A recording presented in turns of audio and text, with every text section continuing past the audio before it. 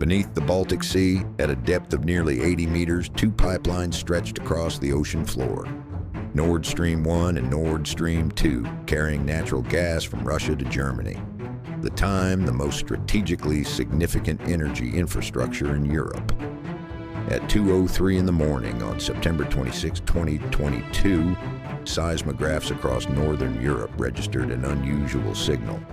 Then a second, 17 minutes later. Not earthquakes, explosions. Someone had just destroyed the most important energy infrastructure on the continent.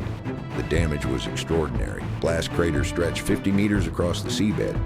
Pipe walls built to withstand immense pressure had been torn open from within. Amount of explosive required was equivalent to hundreds of kilograms of TNT. This was not an accident. It was deliberate, professional sabotage.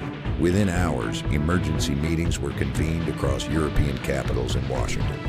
Germany called it sabotage. NATO called it deliberate and irresponsible. Russian state media pointed fingers at the United States. The blame game had begun, and it would only grow more complicated.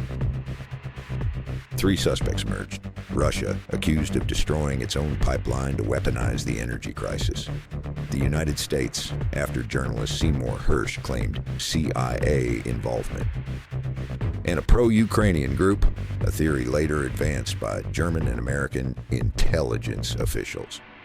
In February 2023, Hersh published a bombshell report. Citing an anonymous source, he claimed U.S. Navy divers had planted the explosives during NATO exercises on direct orders from President Biden. The White House denied it. The CIA denied it. Hersh stood by every word. Whatever the truth, investigators agreed on one thing.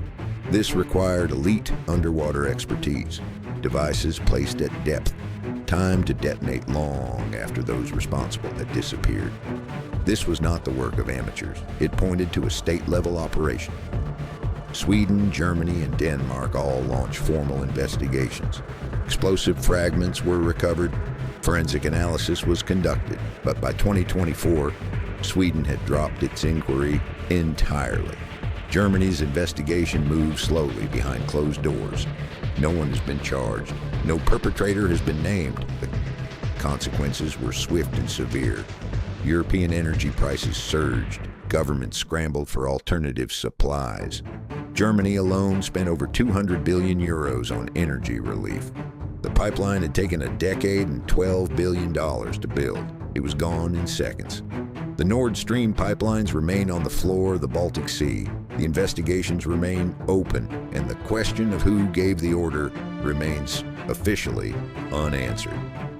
In a world of satellites and signals intelligence, the perpetrators of the most significant act of infrastructure sabotage in modern history have faced no accountability. Perhaps they never will.